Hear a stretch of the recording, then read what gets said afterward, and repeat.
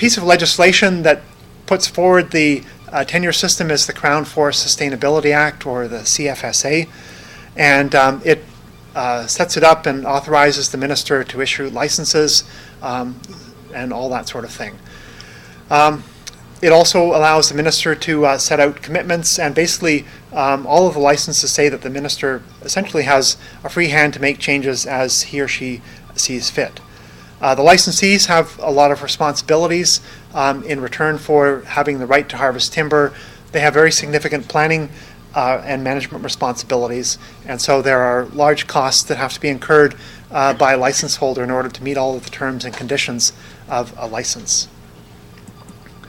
And this is just actually an example near Thunder Bay here of a situation in which we have a nice plantation coming back. So in the system, there are elements that we think work either very well or quite well, and we don't see the whole system being overhauled. So this is the part that's the baby that we want to keep. We think that in principle, the planning and the regulatory system works well. It provides for sustainability by most measures, and while there could be some improvements made to it, by and large, it works fairly well. Also, the renewal trust structure, which is a mechanism by which accounts are set up to hold silvicultural monies that are to be used for specific forests. That mechanism is a good one, and the Forestry Futures Trust is also a good mechanism as well that we think is appropriate to retain. There's also extensive third-party review of the licensee's performance in the system in the independent forest audits, and also the third-party certification systems that are present, and also that's a good thing as well.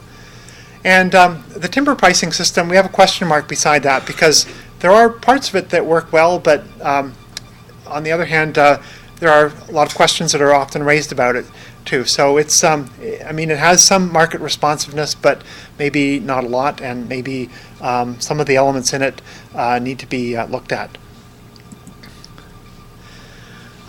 The parts that we feel are really have outlived their use and are either absent or dysfunctional in the current system are the fact that the SFLs are linked to mill ownership. The classic SFL, I guess, is held by a company that owns forest products mills, such as an Abitibi-Bowater or a Domtar, a Tembec, for example. There are a lot of other SFLs that are co-ops that are held by groups of shareholders, but very frequently there are large companies that own mills that are significant shareholders that significantly decide how those SFLs are managed. And we'll talk about some of the issues associated with that, but that's one of the key things that we feel has led to issues with the current system. The use of ministerial wood supply commitments we also think is outmoded. We would like to see the government move away from a licensing approach to more of an agreement approach or a leasing approach. There's very little community or Aboriginal participation, despite all the efforts made to enhance Aboriginal participation in the forest sector and in the planning, but you have to really conclude that it hasn't been terribly effective.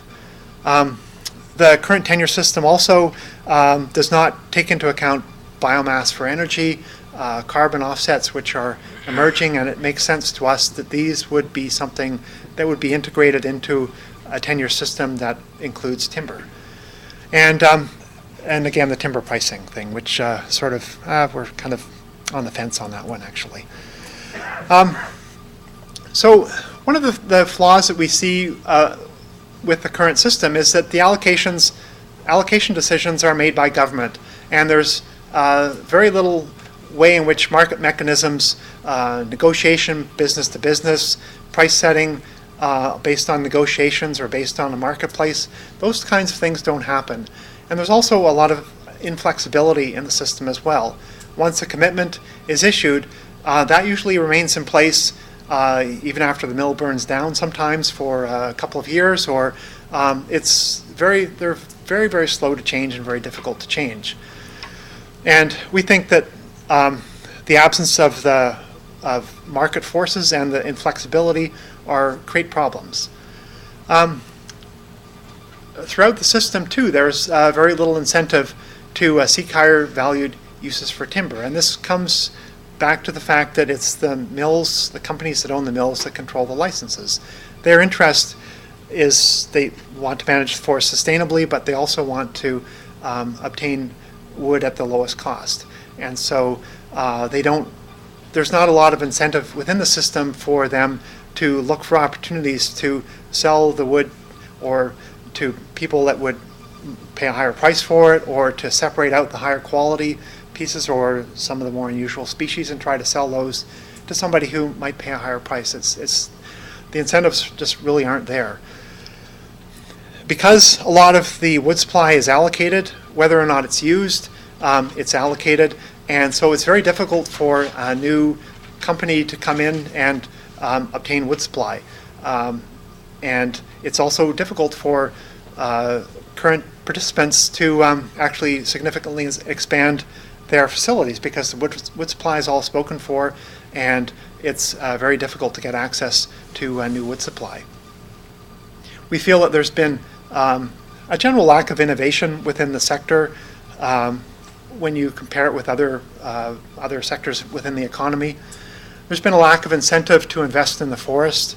The cost pressures on the industry and really mean that it's very hard to justify spending additional money above meeting the minimum regulatory requirements to renew the forest. And so as a result, we feel that the productivity of the forest, there are opportunities to enhance it that aren't being taken advantage of. And as I mentioned, there's very little Aboriginal or community participation in really the key decision-making aspects and in the sector itself. And one often hears of logging trucks passing each other on the highway because of the way the commitments are set up. The wood from one forest has to bypass another mill to go to a further mill because that's where the commitment is. And it's, again, just there are inefficiencies in the system that we feel that, there are ways to get rid of those.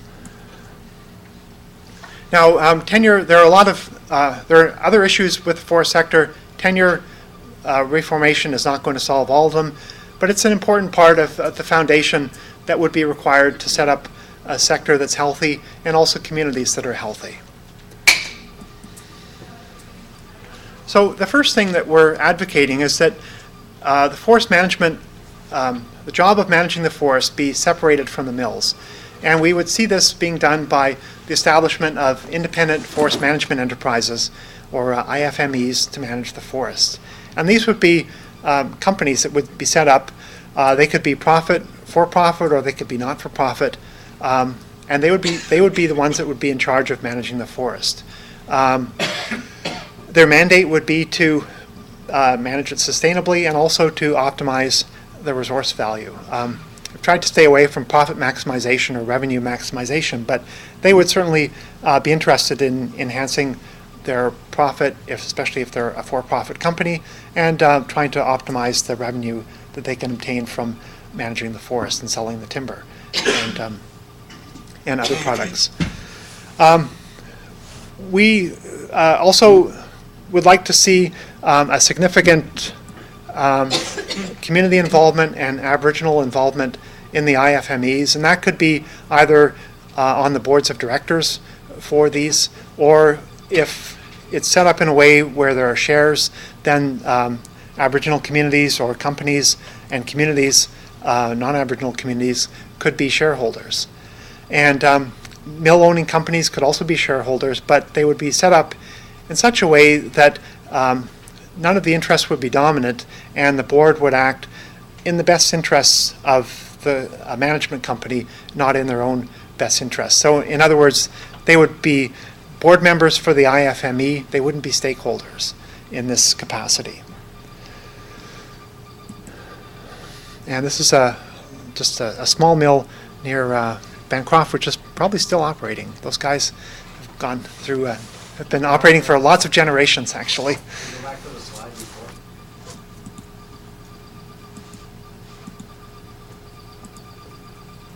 This one?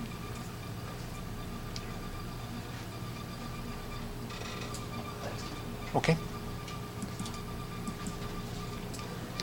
The second thing that we're advocating is that wood supply commitments be eliminated, and a pertinency, which is the linking of wood supply to individual mills, should be eliminated. And what we would like to see is these IFMEs being able to seek the highest valued end use for their wood. So they would be free to sell wood to whoever would buy it, and they can do that by contract, long-term contract, short-term contract. They can auction some of it off. They could issue RFPs. It would be up to them to decide how to sell the wood in such a way that would enhance the revenues that they would earn, and in other words, they would be trying to seek a high value for the wood. We would also advocate that the pricing should be transparent, and this is, I guess, partly because it is a Crown resource, and people should know what prices are being paid for the wood, and we also think it would help with the softwood countervail case as well. And our suggestion for stumpage is that it should just be a straight percentage of the delivered mill wood price, basically. Something very straightforward that's easy to see and easy to enforce. Our third suggestion is that the licenses be replaced with leases or agreements, and that there would be clear rules for the renewal or extension of those agreements.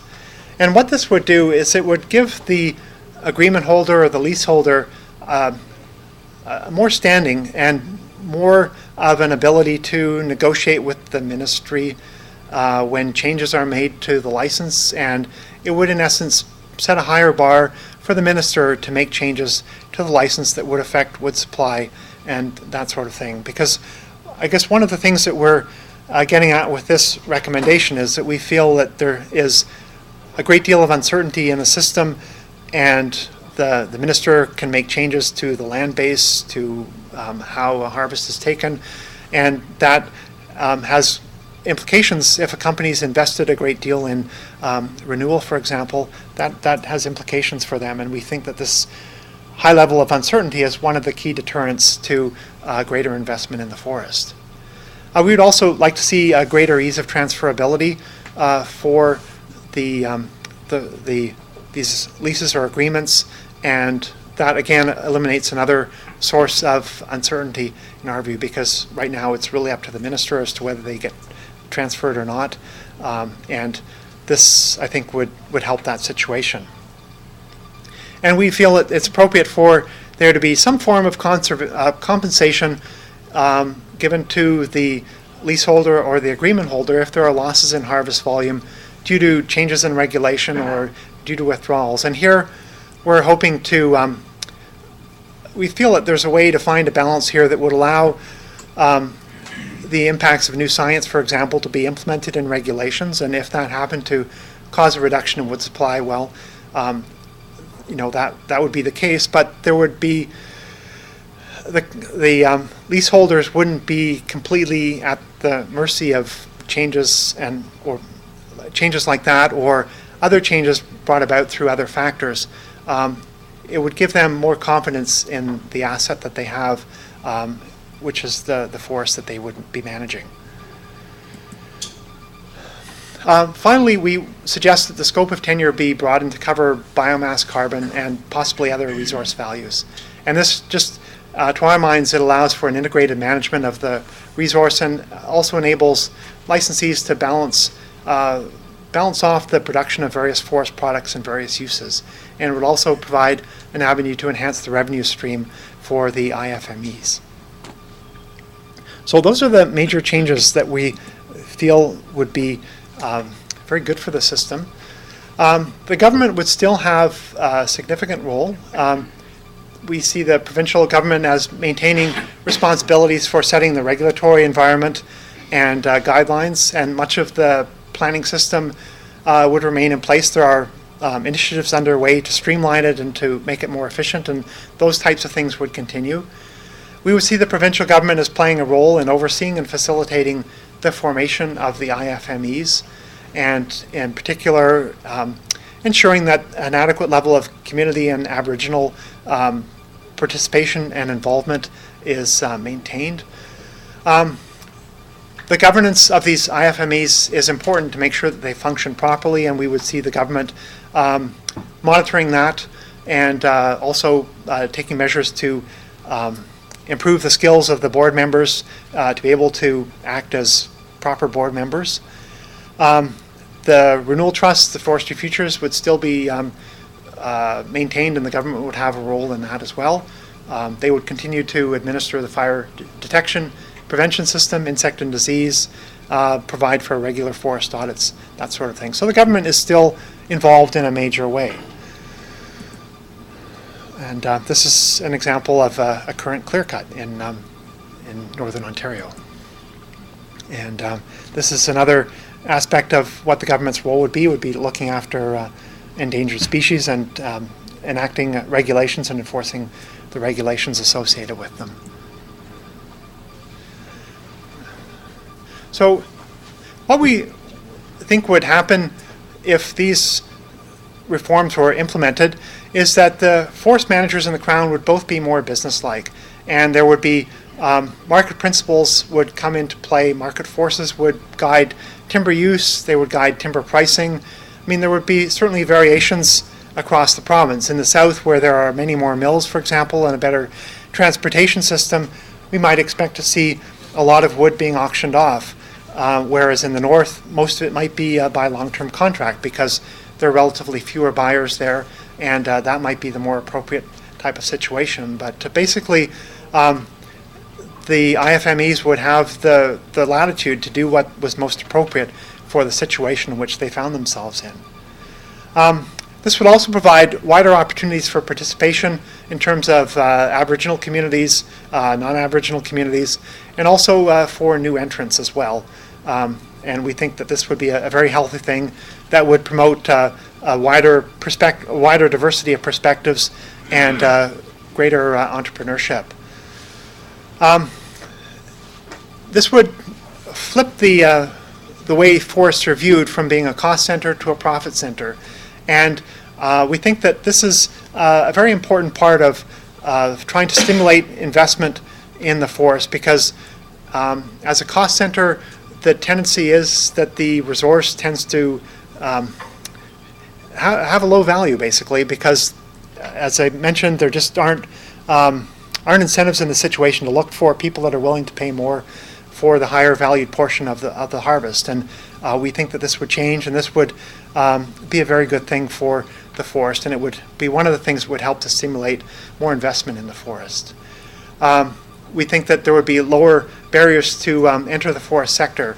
The government really wouldn't be regulating the mills. The current RFP that is out, where people are asked to submit business plans to access wood, I mean, that would all be done by the IFMEs. The government wouldn't be doing that. They wouldn't be picking winners or losers. We would also expect that there would be more secondary manufacturing would come into the province, more value added, and that would be a good thing. And that people that did invest in the forest would be the ones to obtain a reward.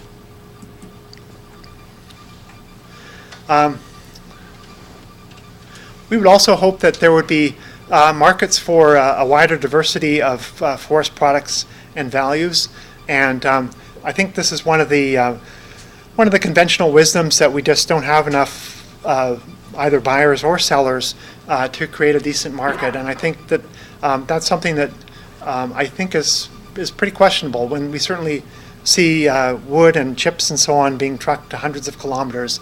It really makes one question whether or not the assertion that we can't have a market for timber is a really accurate assertion.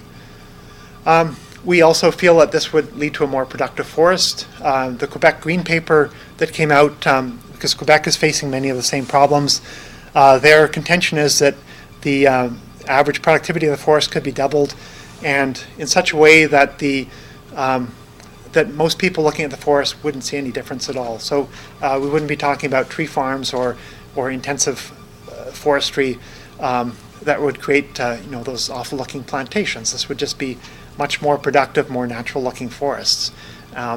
We have an asset that really is undervalued and is not invested in to the extent that it should be.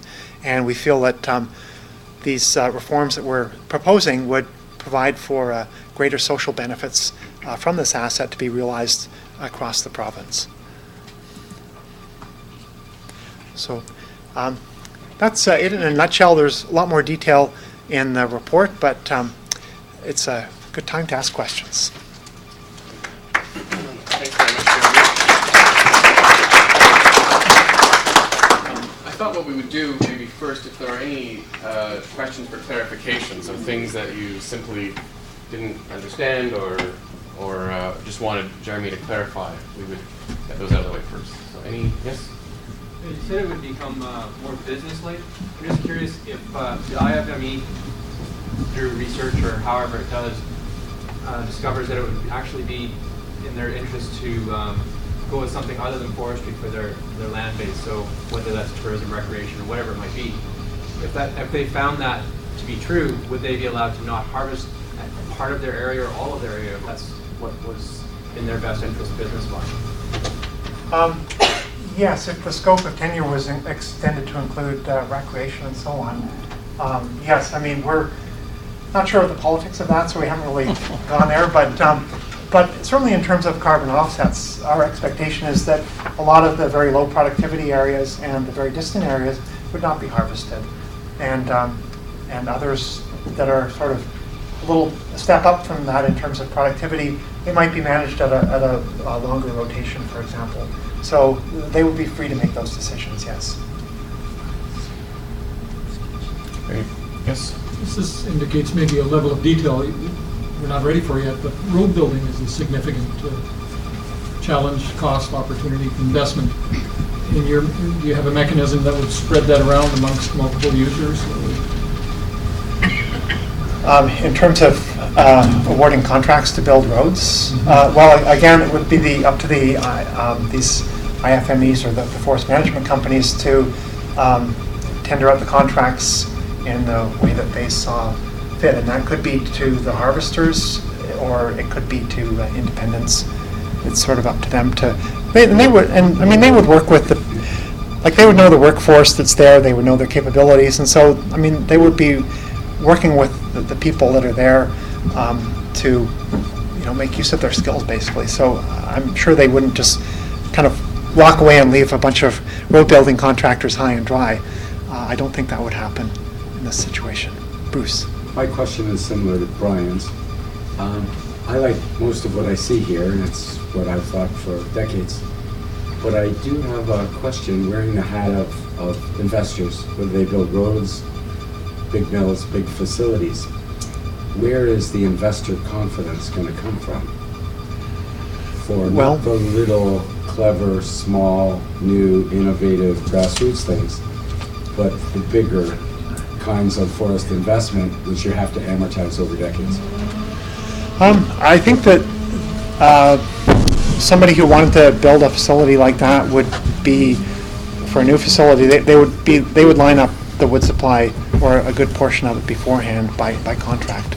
I think that's how it would have to work. Or they might buy out an existing facility to have access to an existing wood supply. In the southern U.S., where there are no long-term huge licenses or that sort of a thing, there are just a lot of industrial landowners who sell wood on a regular basis, and there's a market for wood, and people build big facilities there, and they don't have the kind of security that that people say is needed up here. And so I question whether I think the security is that there is going to be wood supplied and available to cut, not necessarily that it has to be all under contract. That's actually a good question to open up, I think, to Peggy and Rick, if you have thoughts on that question around investment security or the ability to attract investment. If you have any thoughts on that. Sure, and I guess the biggest challenge for anybody who's making a pitch to an investor, which I've had to do, is convincing them we have the supply. You hit on a key point. You have to be able to have a good understanding of what volume's out there and know how long it's going to be. In a Canadian system, when you got Crown land, because we as Canadians change our mind as to what are the priorities on the landscape. We don't necessarily have a predictable long-term supply of fiber as much as people believe we do, because we change our priorities over time, which is, it's our land, it's our rights, it's what we do. But when you're trying to convince an investor, that's one of the toughest challenges for someone to make a pitch to that investor, is why you should invest in here, because here's the supply. You got to be able to convince them that it is there. And in the southern U.S., as in the company I work for now, has mills there, they can say, well, I have this business arrangement with this landowner, the business arrangement with this landowner, and this is how my supply, and this is how the supply is priced, which is the other key component which you have to convince to an investor. What is going to be the price of that wood supply, and how well is your predictions and comfort level of that? And right now, that's the other challenge we have in Ontario. Right now, we have some of the highest wood costs in the world for fiber delivered to facilities. So how do we deal with that going forward? And that's one of the things, whatever the new tenure mode has to deliver on, is it has to deliver on a predictable supply, that we, no matter what format, and that we have that you as a new entrepreneur, an existing entrepreneur who's making modifications, have access to that fiber supply, and what's the cost of it going to be. And those are the two key fibers, and different worlds and different parts of the world do it differently. But generally speaking, most of the investors understand a Canadian system, and the first question out of their mind, if you're in Ontario, okay, what's the government's commitment to it? And it's not that necessarily because it's the right way, it's the way we've become used to having it committed to us in Ontario. Yeah, and I like the idea of bringing some of these decisions back down to a more local level. But I still have concerns about putting so much emphasis on how much money can we get out of our forests. And I think we need to take a step back at some point and look at higher level land use planning decisions. You talk about, we're having an ongoing debate about how much area should be protected or put into parks, especially in the north. And it's a constant pressure in the south as well. And I think if we bring it back to the local level and we have more local input into those kinds of decisions, we can then say, maybe we can do some zoning. These will be our highly productive forest timber producing areas. These areas we're going to put more emphasis on for recreation. We might free up areas for local communities to make some decisions that might take some time, rather than jumping into an independent forest management enterprise. So rather than, in yours it's just another model that could be imposed again on the north, with a lot of people not understanding it fully and not totally buying into it. So this idea about a broader use of our forests and having local decision making over how they're used, I think needs to take place first before we make decisions about how we're going to organize ourselves in a business way. Liberty back. Yeah, so you're proposing big changes. Which model do you think approaches the one you would like to see? We have the Algonquin Park model with the Algonquin Forest Authority. We have the West Wind model, which is a shareholder. We have the Green Mantle model, which is another one. We have the Abitibi-Bowater. Which one do you think, because again, it's to turn that drastically, which one do you think we should move to first before we go to the next step? Well, I guess the SFLs that are probably closest to the model of the ones you mentioned are probably Green Mantle, actually, because now it's completely owned by the Superior North Loggers Association, and there's no major mill that owns them or is a shareholder anymore. AFA is another one that's often mentioned, but those are two quite different models. they are quite different. That's right. And so they're close for different reasons. But I mean, I don't think that.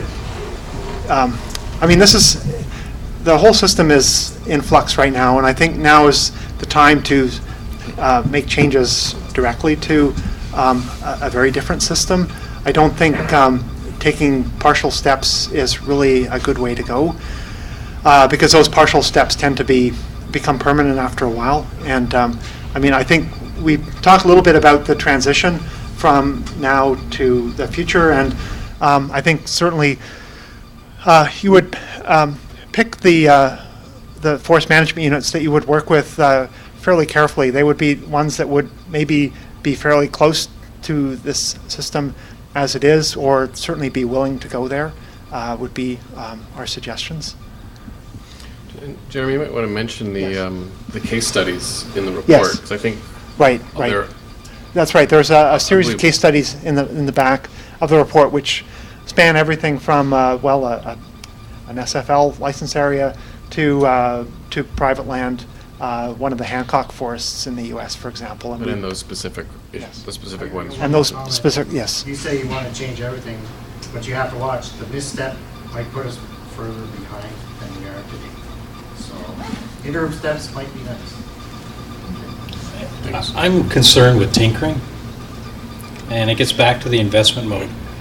If I'm trying to convince an investor to come invest in me here in Ontario, and I can say, well, the government's experiencing and playing with this model, and this model, and then when I get asked the question, well, Rick, how's the wood supply going to come to you in 5 years?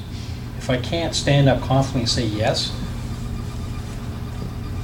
an investor gets nervous, and it's a real tough line, and I know it's, how much tinkering do you do and change it, which model's the best one to go to. But if you keep poking and playing in the system, when you're talking about people not investing in forest tenure, not investing in forestry, and a company like myself, and I experience it right now, when I get asked the question, like, I got a GIS system that needs an overhaul, can I get $1 million? Well, Mr. Groves, you told us last week the government's contemplating changing tenure. Are we going to be in that business 3 years from now? And it's a challenge that people need to think about, isn't that predictability, and what is it's going to be, and if you're going to continually tinker with it, you don't create any security. And it's a tough one to deal with, though. I'd like to just make a comment about this whole idea of letting the market drive our decisions. And the market's always going to play an element in that because we do need to grow an economy. But one of the reasons we have the system that we did is because in the early days we were simply allowing anyone to come in, take the wood, and take it out of the country. And essentially a large part of our wood supply in the 1800s went to the U.S.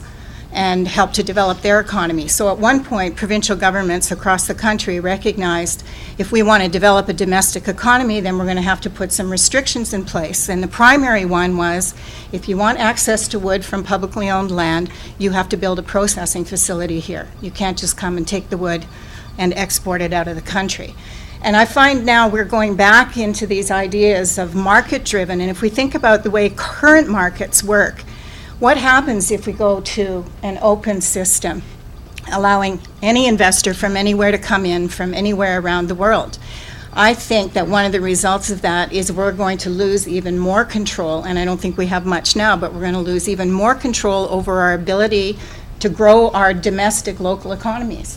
And we will be even more subject to the kind of global challenges that are going on in the marketplace. And a question there is even whether we can compete with our slow-growing boreal forests. So somehow we have to create some room where we are able to make those decisions, where we can look to the future and say, this is what we want, this is how we want Northern Ontario to look. And because when I read your report, you had this scenario, and you said, well, there are thriving companies, some are based in Ontario, some are based in Asia, and some are based in Europe.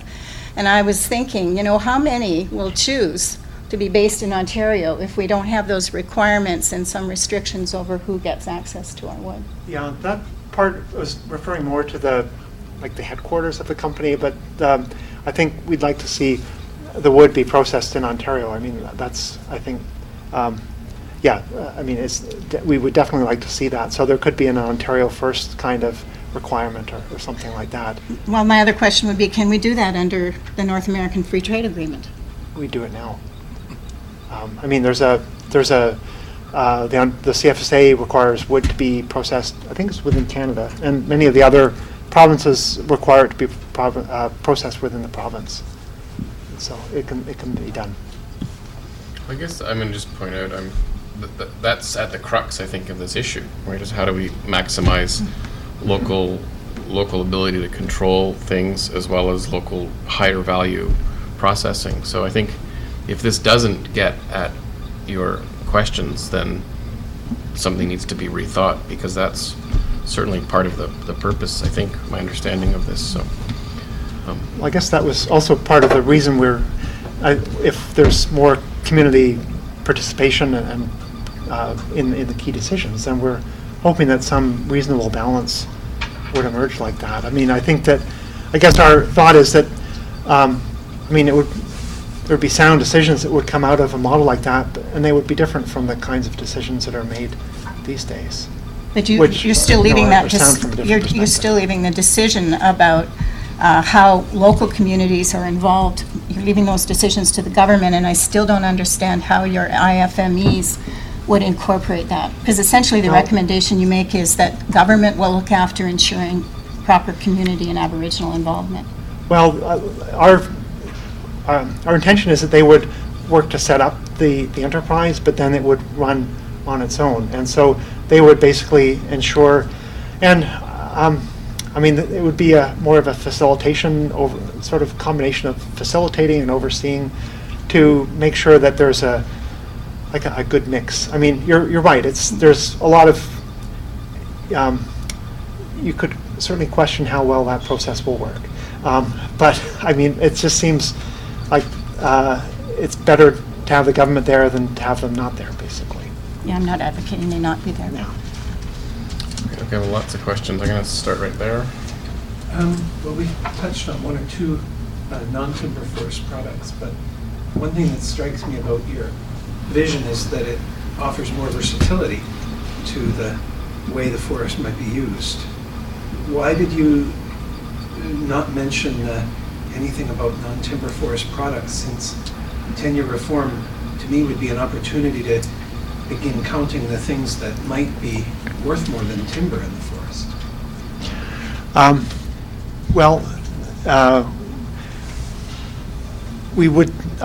We do see that as a part of it. And I guess we really just focused on timber because that's where most people's sort of thinking is at. But I guess it's a policy question as to how wide open you would make or how inclusive you would make the tenure. And I think the problem is they have tried to license yew collecting in one case, and I think antler collecting or something in one case as well. But it's been very, very minor, and I think it's because they really don't have a lot of experience in that area, and they're not sure how to proceed. So this kind of arrangement could facilitate that. But again, that would be a political decision for sure. So, beside those, I fully agree with Peggy's comments. The whole idea of having the tenure system, the present tenure system, was to promote the secondary manufacturing. So that's why we linked our prices, the stumpage, to the market-driven mechanism here. Mm-hmm. But now what is happening is we are trying to incorporate another layer or another intermediary into the process without actually thinking of how do we promote the secondary manufacturing. So there is nothing that I could see in terms of incorporating an enterprise there. How do we get the economic efficiency that we are talking about here? How is the market? You mentioned about that the market is playing a role in terms of having companies in Europe, in Asia, in US, and in all those places, and they will be driving our economy. But how do we ensure that the basic need that we have here is secondary manufacturing? We are not able to survive with the commodity manufacturing that we have. Exactly. We are Yeah. not able to compete globally in that case. Yeah. So I don't really see, by just adding a layer of this enterprises in between the government and the end users, how do we see, how are we seeing that secondary manufacturing being promoted or coming? It would be because their interest would be in obtaining a higher value for the timber, basically. And so they would be marketing it, they would be sorting it, they would be merchandising it. They would be actively seeking different types of buyers, different types of users. And you're right, they wouldn't be commodity producers, they would be more potentially specialized. There is a bigger role for the government to play in this case, and unless we have forest clustering, there are economic clusters on which most of the economies have thrived. Yeah. Unless we have that, we are sending lumber from here to Southern Ontario or to US, getting it processed there, getting it back here. These are the economic efficiencies that we are lacking. So we need to have some sort of a clustering. We need to promote those clusters. in order to get out of this, the situation that we are in, actually entangled in at present? Yeah, I guess what we're trying to do is, within the confines of the tenure system, try to devise a tenure system that would promote that. Whether it's enough, that's another question. But it kind of goes, what you're talking about really goes beyond the tenure aspect of it. But even with an auction system, if it's highest bidder, there's nothing to prevent anyone from coming and bidding high initially and capturing that product, taking it out of the province and manufacturing it elsewhere. They may be paying a higher price than everyone else, and if that's all we're looking at is highest bid, we accept the highest bid, then we lose control over any ability to do manufacturing over the long term. Well, that's one of the issues we raised actually has to do with Quebec, because Quebec, the costs in the sector are much lower. Their energy costs are a lot lower, for example.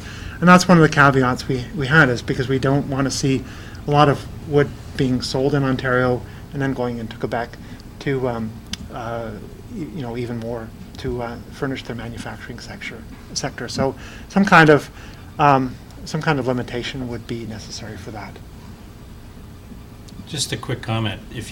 I'm not certain I totally understood everything you're saying, but I would prefer to have the independent forest management entity versus the Crown marketing wood. Because generally speaking, if you're focused and you are a for-profit company, and the only way you can survive is finding homes for wood, you will find a home for the wood. So you will search out every opportunity to market every piece of wood, because that's the only way you can generate revenue.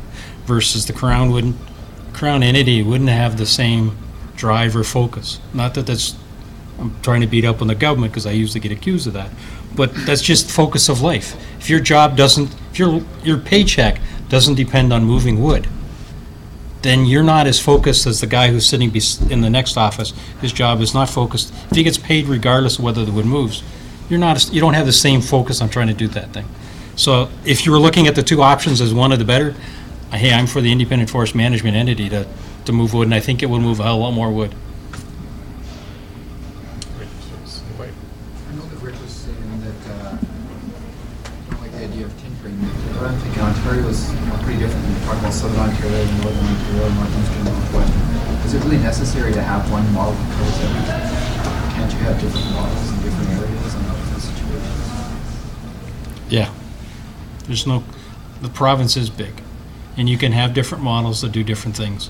What you got to do is you got to make sure however the models work, they provide a level playing field for whoever's out there accessing the wood, access the wood.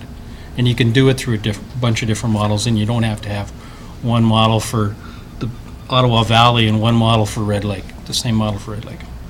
And we've had the beginnings of a public discussion with the MNDMF talking about tenure reform, and then announcing this opening up of the wood supply and the Northern Ontario Growth Plan. And so there have been some opportunities for us to talk about a different future, but it's not been very much. And so first I'd like to acknowledge, I think it's great that we are able to have this kind of a venue where we can have these discussions, but I think we need hundreds more of them over a longer period of time right across the Northern Ontario, where people can get together and share their ideas, and who knows what will emerge out of that. It could be something very different. And not to, I think it's important that we have experts write papers, and it helps provide a focus and a basis for discussion, but I think we need lots more community discussion about what kind of a future we'd like to see and how do we get there.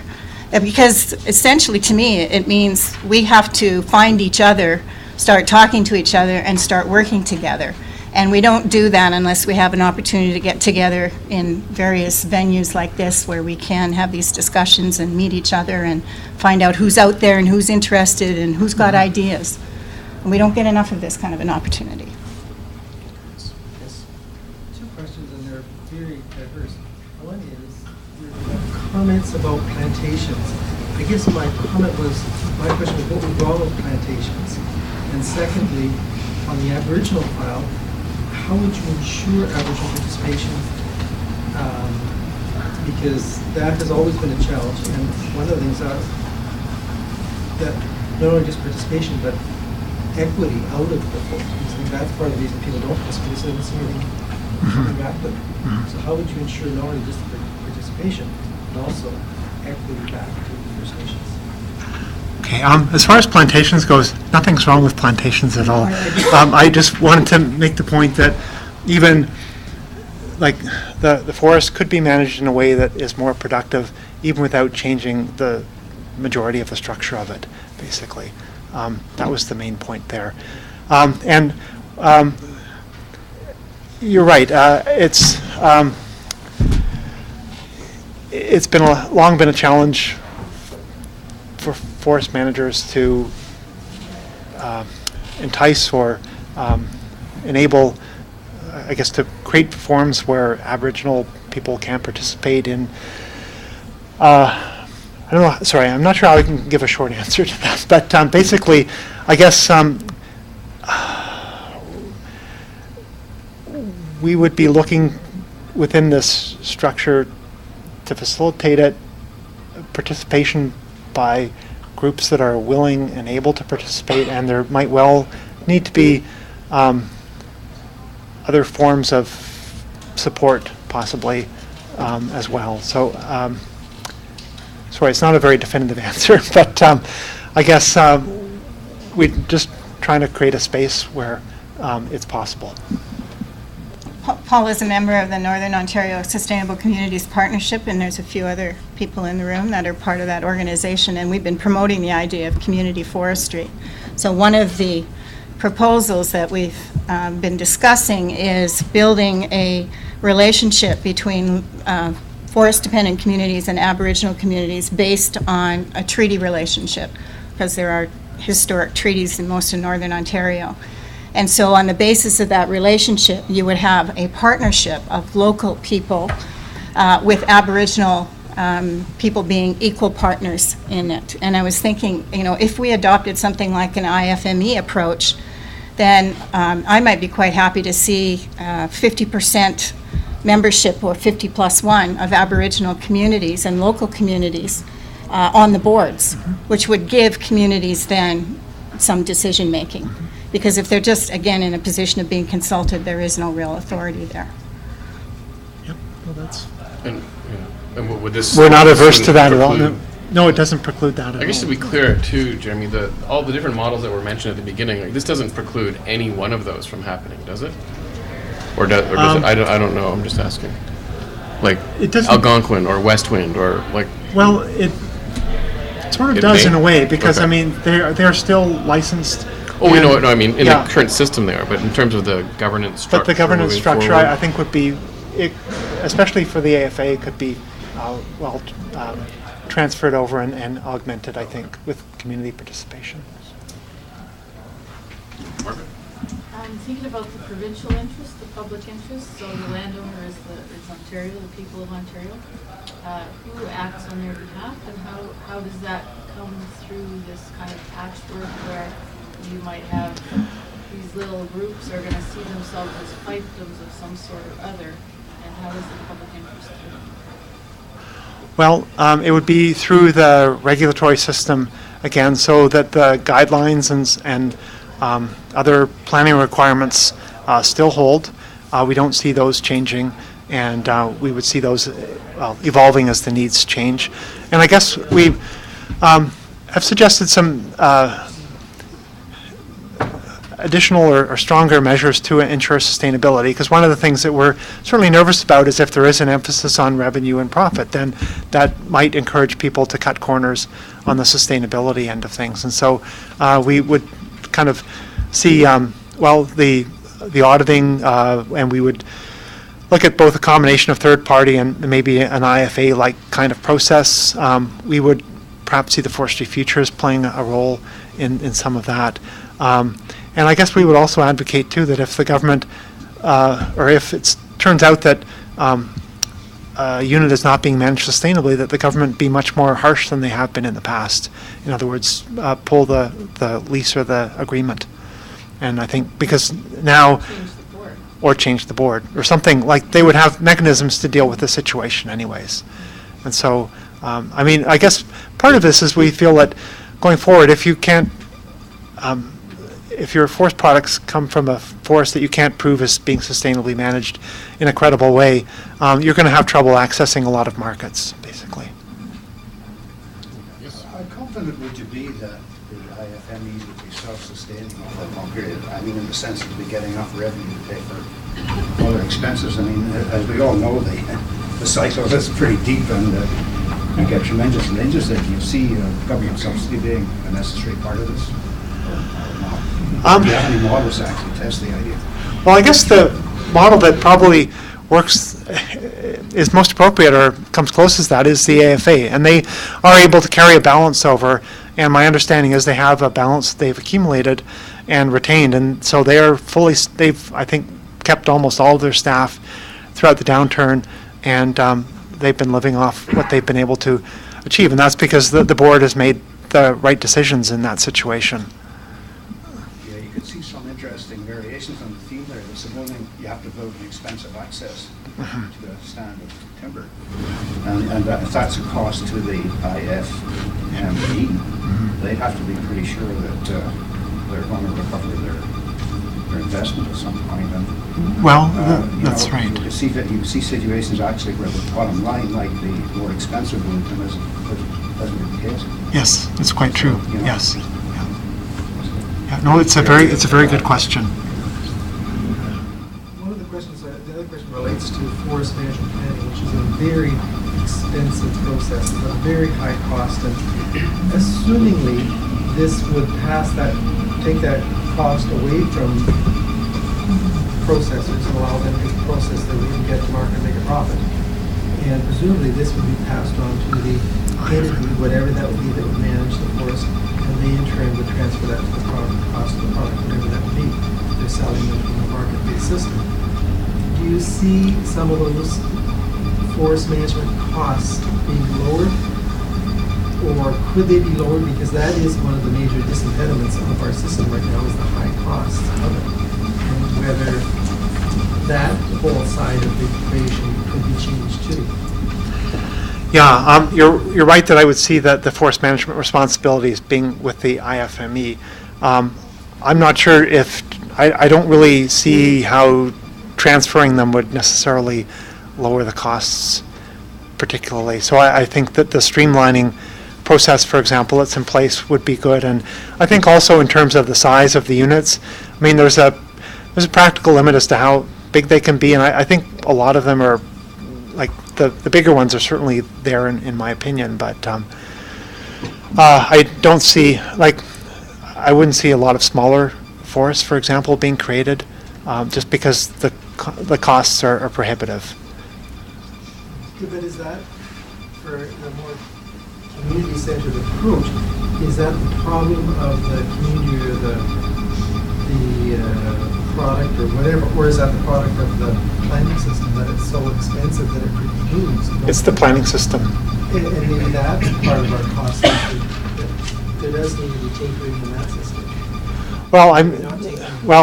Well, there's actually sort of been continuous tinkering in the system, but I think also at the same time people are, I mean, for example, moving from 5-year to 10-year plans is one example of that. But I think people also feel that they really like to have a robust planning system in place. And so, I mean, there are certainly issues with the planning system, and that's a whole other topic. But I don't see a really easy way to reduce the costs and have a credible plan at the same time. You hit a good point, and that's a cost we bear today, regardless of whether anybody takes any wood off our license or not.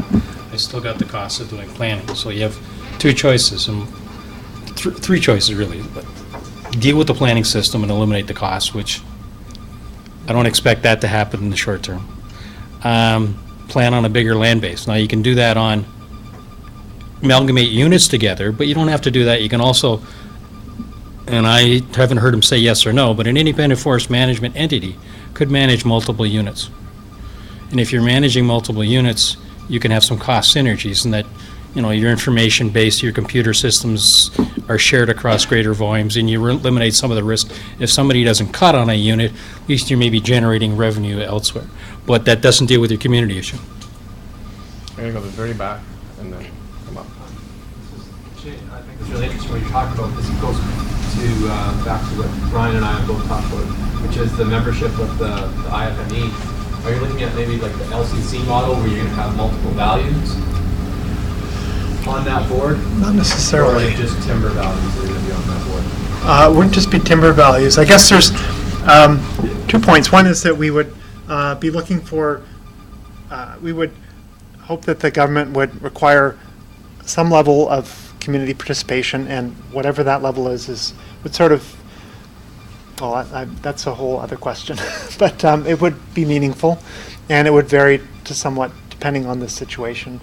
But we also would want the board members to be good board members. They wouldn't be stakeholders, so they wouldn't be there like, this is my interest, I'm defending my interest, and so on. It would be more that they would be there because they feel that if the company, the forest management company, does well and is successful, that is good for, their interest. But their objective is to make sure that the forest management company operates well and is governed well.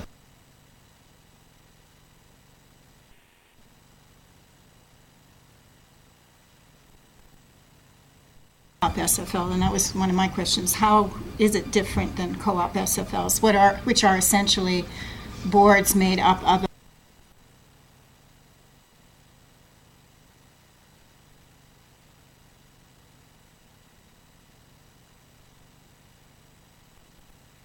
doing the planning, making the decisions. So co-op SFLs have opened it up to a broader range of business interests. How is your IFME different than that? Well, firstly, it would have a community interest on the board. And also, I think, too, some of the boards for the co-ops are more effective than others. Tom Clark tells about one of the co-ops where basically the two industry people on the board wanted costs to be lowered so that they there had been a surplus in the renewal trust, and that was reduced down to just the minimum requirement. And then now in the recession, they've fallen below that. And so, he feels that if the board had been more balanced and been able to look maybe a little bit more longer term, they would have been able to resist that to some extent. So, I think, we do spend a lot of time talking about governance, because it is really the key to how well these entities function. Because if they function badly, then there's a whole host of other problems that will arise. So the key is really to make sure that the boards are effective, that they behave in the interests of the entity, and not as stakeholders or for their personal interests.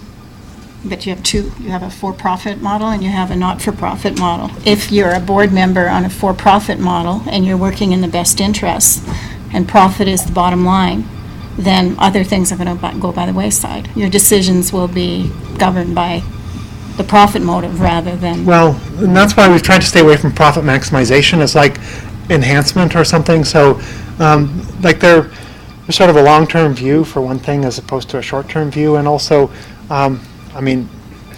it's not just about profit, but it would be they would pay attention to employment levels, for example, and things like that. But so that was the best language I could come up with to try to get that sort of middle ground. Do you not see a situation where you might be forced into a fire sale, or on IFME, if they spend a lot of money, and especially a for-profit model, the temptation might be to get what you can before the situation gets any worse. Is that not a real scenario possibility? Well, I guess any company can be badly run and run into the ground. So, we've. Not your fault, the economic situation worldwide, like what we're going through right now is a pretty good example of what can happen, over which we really haven't a lot of control. So you have to be able to survive that kind of a scene. Well, again, all I can say is we would hope management would be prudent and they would be experienced with the cyclicality of this cycle. I have a lot of people with their hands up. I'm going to Dave sure up for a while. Yeah, I guess it's probably a good time to ask a question about forest renewal. I guess in your bullets you mentioned that in the planning regulatory cycles you were sort of happy with overall sustainability. Further down, mentioned that we need incentives for forest renewal to occur. I guess in general, the business cycle is short and the forest renewal cycle is long. How do you reconcile that, or how do you think forest renewal will occur?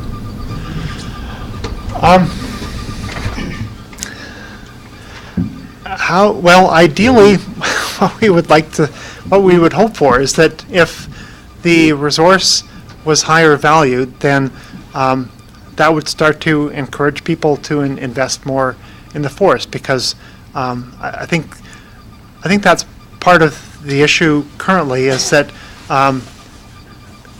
there aren't situations or mechanisms that sort of bring up the value of the timber in the forest above sort of its current use. And so we're hoping that this system that we're proposing would do that, and the higher wood values would start to stimulate some investment. Well, if I'm a businessman, it's the same whether I run a mine or I run a mill. I know that sooner or later the cycle's going to go down, we're going to become unprofitable. So why would I invest? Why would I not just wait till it becomes unprofitable?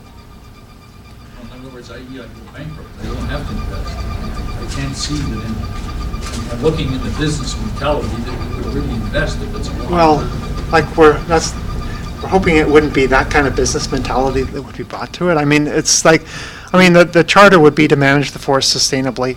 That would be sort of co-equal with their charge to, enhance revenue or enhance the value of the forest in some way or another. So, I don't see that really happening. And I also, I guess, would think that the regulatory mechanisms that we would that we feel should be present and should be retained would prevent that from happening.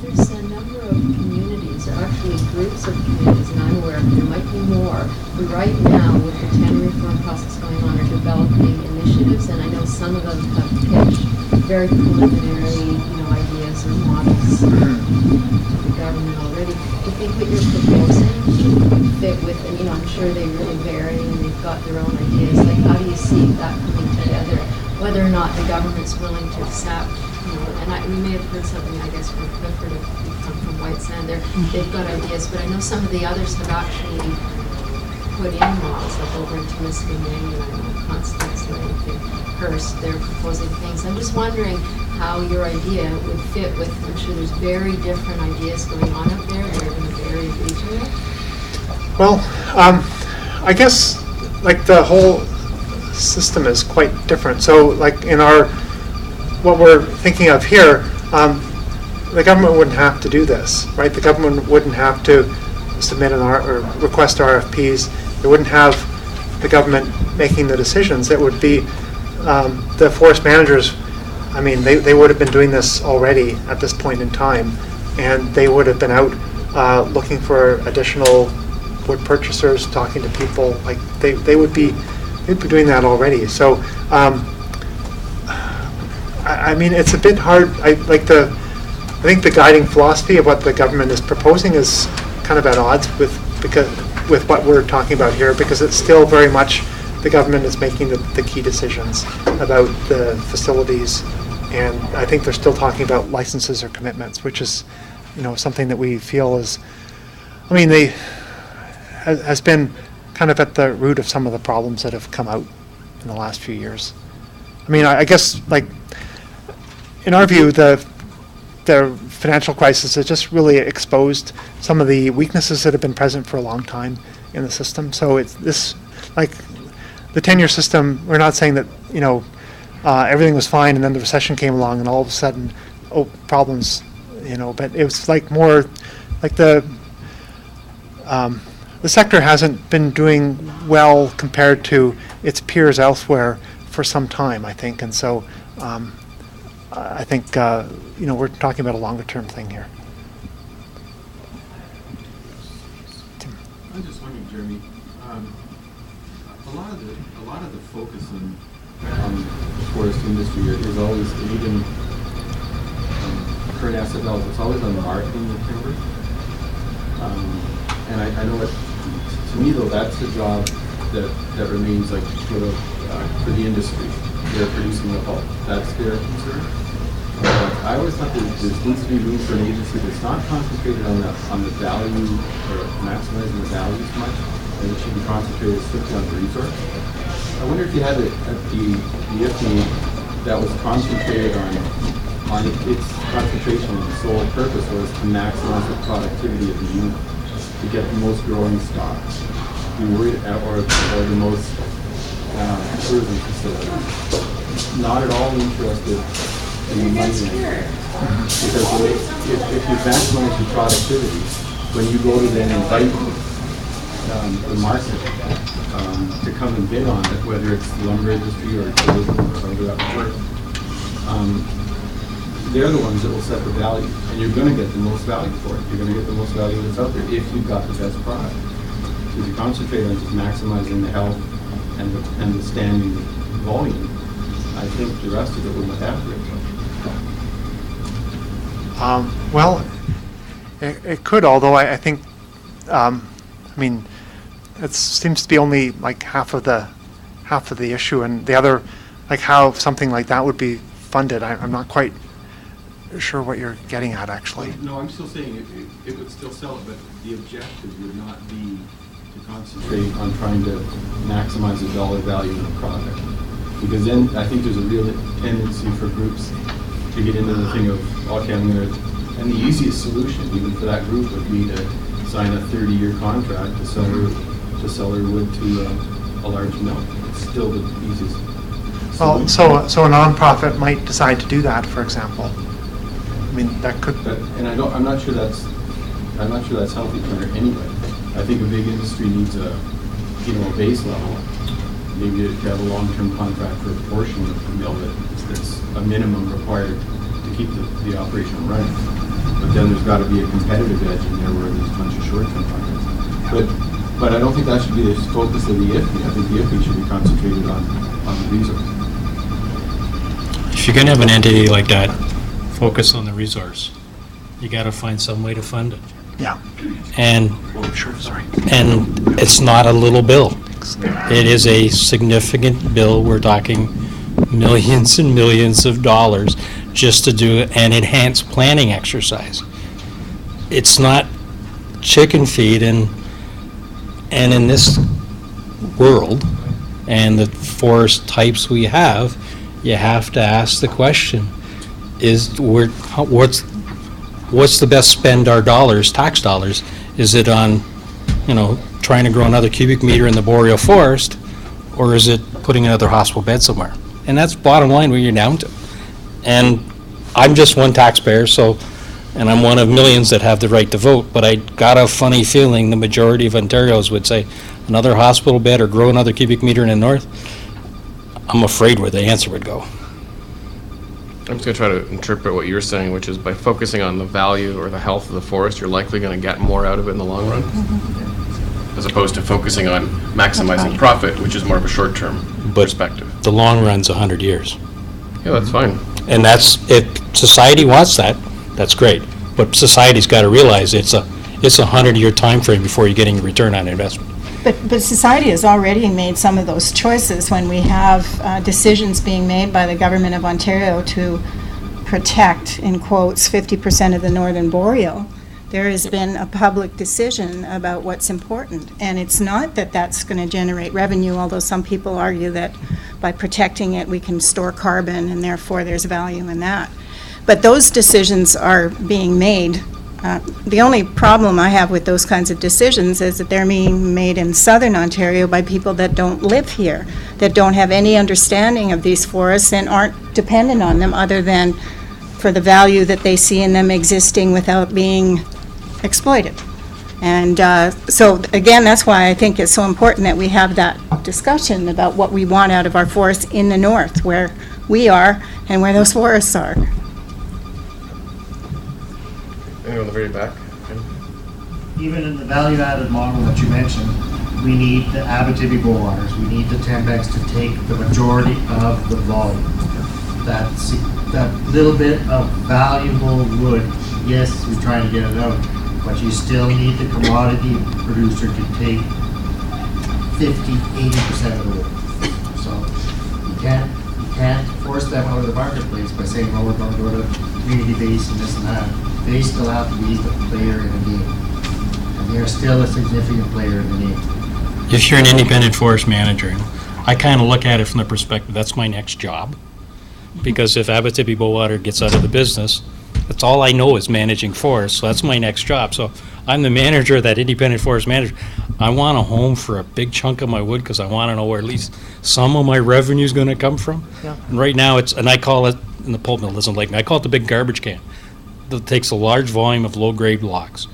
And in our boreal forest right now, we need those, regardless whether we want anything else. One other license option that you didn't mention was you could surrender your license back to the ground. Yes, I can. I've done that. Yes. Just, on this discussion, I'm wondering if, as a taxpayer, I should be concerned that the next model is one that will definitely not chase the Abitibi-Bowaters and others out, because even if many of the same people are working, but it turns out it's a China-based company or something, I mean, we have a precedent that says that the company will sue, and that will cost billions, and that's just for taking out the name that's associated with the investments for the last 50 to 100 years in planning, silviculture, all these items that, the jury's still out on whether that's a big risk and a big hidden cost. Not a huge issue though right now, is it? Because nobody's talking about it. Well, no, it's not a huge issue right now because most of the mills have closed and gone. And thankfully, there are a couple that are still operating.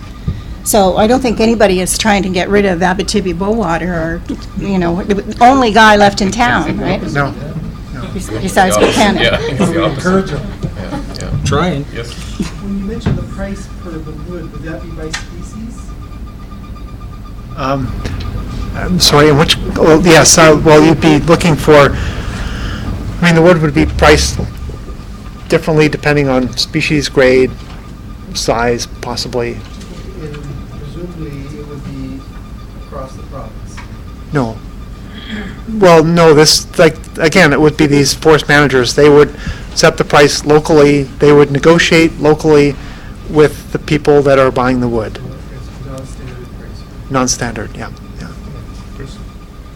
Provision for inverse pricing on minimum stumpage based on long distances from the mills to compensate for the extra transportation? Because a lot of the forests further to the north aren't being utilized because it's too expensive. I'm sure that would be part of the negotiation, and it might well turn out that some of the timber is priced lower than it is right now. Yeah, it's quite possible. Jeremy and perhaps others, part of what I'm hearing tonight is at odds with what I've assumed for a while. In my model, I know there's lots of possible models, but in the models that I envision, I've envisioned probably a nonprofit board that sets broad policy, deals with land use and political and those kinds of issues, that hires Rick, that hires a forest management company, which could be one of the big mills. It could be anybody. It could be Downtown Forestry. It could be Rob Booth. That's always been my idea, that instead of trying to put a small community in the day-to-day forest management business where they don't have either the capital or the expertise, that where they deal with the crunchy issues, the allocation issues, and make sure that some of those new opportunities are there while maintaining the heart of the industry. Is that at odds with what you're envisioning, or do you see these new IMFEs actually being in the day-to-day forest management business? I would see them as having planning staff, managerial staff. I don't think there's I think there would be a lot of variability depending on what they decided to do. They could contract out a fair bit of their operations, or they could do a fair bit of it in-house. So, I don't see them having company harvesters, for example, or unionized harvesters, or that sort of a thing. No. So I guess I would think of them as being kind of a group that is the management team, which would include planning, some foresters, maybe an engineer, a biologist, that group, and probably some technicians that could be either on staff or they could be contract people. It would, again, it would be up to them to decide what to do. Could a But- community not just contract it all out? They could, yeah. Yeah. I mean, one of the case studies we have is actually Revelstoke in BC, where they have a license and they have this, I think the city basically contracts, or they have a staff that kind of do all of the management, but the city is, they hold the license, they obtain revenue from it in terms of like a management fee or a fee that goes back to them, but basically they don't get involved in the day-to-day operations. They have staff that do that for them. And that could work. I mean, that's fine under what we're talking about.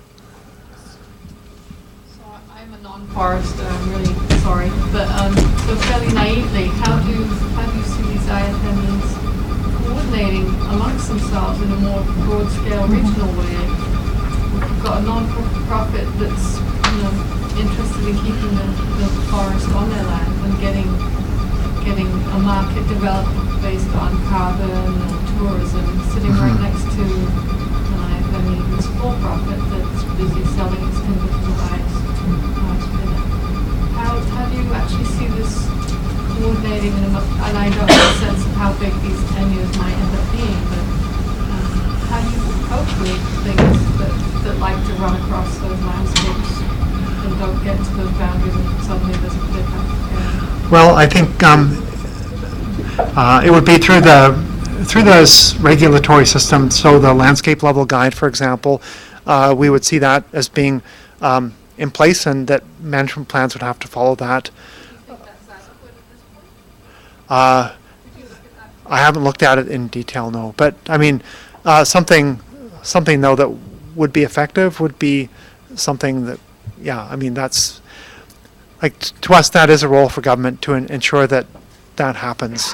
Like in terms of ensuring the biodiversity is left in place on a landscape level scale, we would see that as right now being a government role, for example. But we would also see other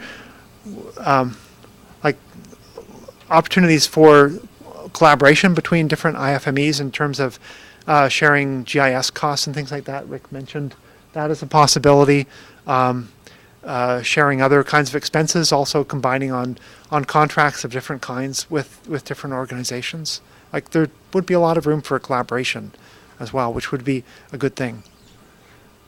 I think going back to some of these earlier questions that people raised, Margaret, you asked about, who's going to look after the responsibility for the betterment of the people of Ontario. That's the province's role.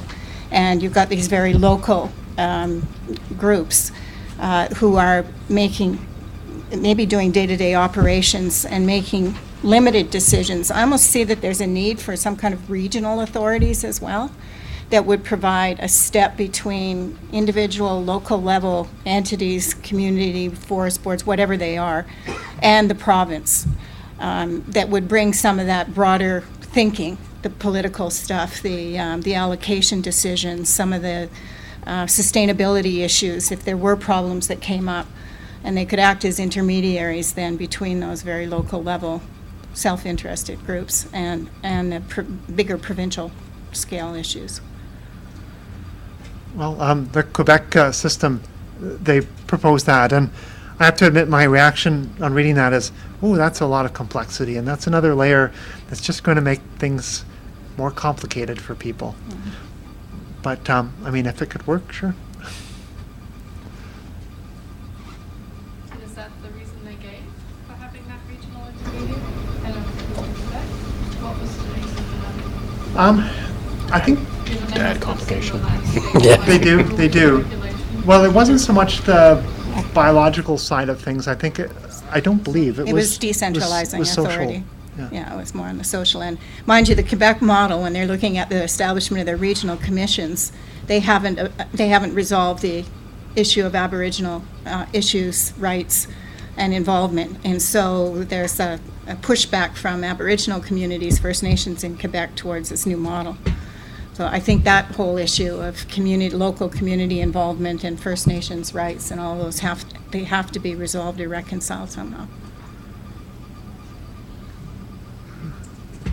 More questions out there? Yes? It may be a broader question, but I'm just thinking about, we need that 80%, the big mill. But in fact, when you look, the big mills have just about gone. We don't have them anymore. And I guess it's like broader economic development. We've got an expression called industrial hangover. What do you do when the big boy goes? How do you get into a new paradigm, a new way of thinking? And so what I'm trying to look at the model and say, is it really a new way of thinking for a different situation? Just for the record, most of the big boys are still there, and most of the big boys are still operating. Abitibi-Bowater has got all their pulp mills running. We have a couple of paper machines now, but we're running. You look at Domtar's got a lot of their stuff running. Your president was pretty clear in the spring. Montreal, he was right on the news national. This was the next mill to go. We're still running. Just, and a decision may happen tomorrow to change the world, but we're still there. We're still running. We're trying to make it go. And there's an opportunity, if you want to save the big guys, to keep them still running. You can do that. There's an opportunity to kill us too. We'll put in place those community forest boards and you're saved. Hey, as long as it's cheap wood. Speaking of wood prices, you mentioned in your outline you want it to be based as a percentage of delivered wood price. So Abitibi-Bowater, they have the highest price in land and the Northern Hill has the more. I think that would be a long way to go. The percentage maybe of the value of the wood rather than the percentage of the wood price delivered. Well, so we were talking about the stumpage rate, the dues rate, and I didn't say what percentage. It's a wood tax, whatever you call it. Well, it's not a wood tax. I mean, it's public wood, and I mean the public deserves something for the wood, right? And so, I mean, that's why it's there, and I support that being there. But at the same time, it has to. We want one that doesn't unduly hinder the industry as well. So, I mean, that's what we're. I mean, presumably the delivered wood price is consistent with the value of the wood. If it's not, I'm not sure what would be going on. But I've been a fan of the AFA model for a long time, and I think it works well where you have a lot of different value, or a lot of different buyers, and you have a lot of products of different values all the way up the chain. So if we go north of Makina, north of Red Lake, we have lower value products, we have very long transportation costs and operational difficulties there. How do you make that sort of a market-based model work there? And you have to figure that out. well, that's probably one area where there would be probably a handful of long-term contracts primarily, because I think as you pointed out, I mean the wood is not really worth very much up there because it's distant, small, or generally fairly small. There aren't a lot of buyers for it, and so and those, I mean, those are exactly the areas where there would probably be the most challenges in funding one of the IFMEs, and so we would see the license areas being fairly large, for example, for that. But I think that, in truth, the system, what it may resolve to might not be a lot different than what it is today, but it would just be private instead of government license. And yet, it's White Feather Forest Initiative with their Two Feathers project that is probably one of the most innovative new ventures that has developed in the last few years. And they're doing it based on that wood supply just south of the 50th and looking at it long-term in the White Feather Forest area, which is in the north of 50 area. And they're doing it, with a foreign investor from Finland. They've got a commitment to best end use and highest value added products, so they didn't want to get into commodity production, and that's why they started with a modular housing project and cooperating with First Nations in close to Thunder Bay, the Wabigoon and Eagle Lake. And so, there's potentially a new mill going in Red Lake. There's a wood supply that the Finns consider valuable. They call it slow wood, and they're willing to pay a good price for it. I think that's part of our problem with the Boreal, is that we've been so used to the lower value commodity production that we haven't really looked at what the potential is for higher value products. And certainly in the Great Lakes St. Lawrence region, with a broader range of species, and you've got hardwoods and more, some what people have come to value more. I don't know why we couldn't have some of that in the Boreal as well. It's just that we don't fully appreciate our spruce, pine, fir, and balsam, and poplar, and birch. Well, I think you're very right. We could be very surprised at the proposals that come forward. Yeah. Look at people have visited Finland, and you see it's the boreal forest, and when you see the way that they use wood in everything, furniture, architecture, and all of it, and much of it value added, and they've built international firms on the basis of that wood. So I think that's part of our problem. We're behind in that way, partly because of our dependence on that commodity production. You kind of envision that in many ways we're only going to have a few large players on that level, and then more medium players and even more smaller players. That probably we value the large players, and there'll be one of a few, and then there'll be a trickle down. And rather than many large players that we have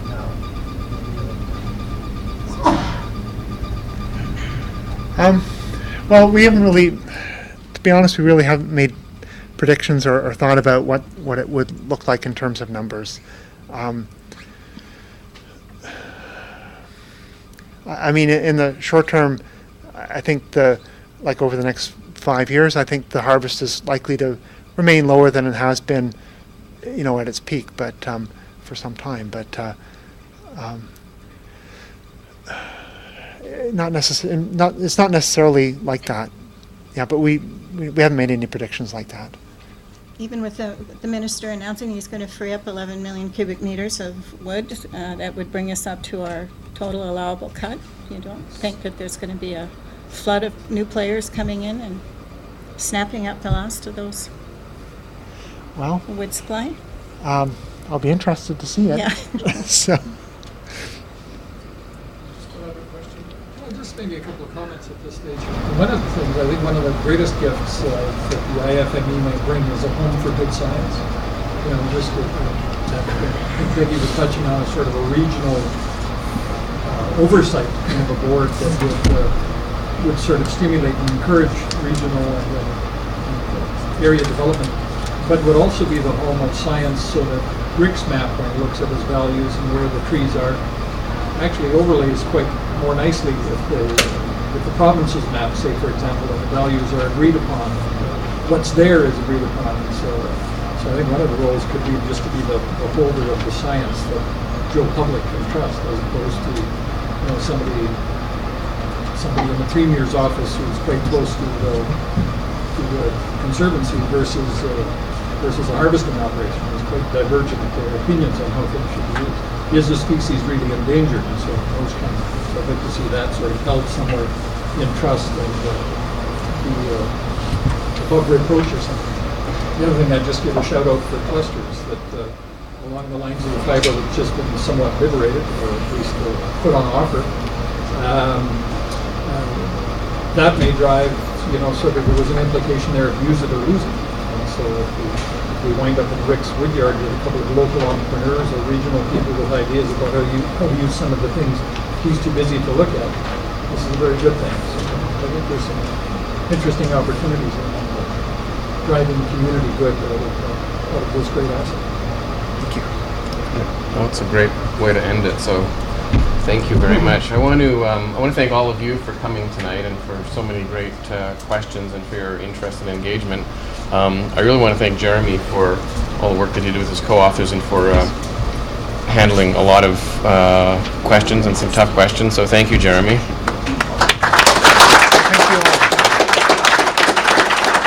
And I'd really like to thank Peggy and Rick for coming out and offering their views as well for people that are living here and dealing with these issues day to day. I know they're very much top of mind. So thanks so much for coming out. So thank you all, and I hope we've offered at least an opportunity to talk about the issues. As you said, Peggy, I think it's important for us all to get together and talk about these things. So thanks. And people on the way out, if you want to grab a copy of the actual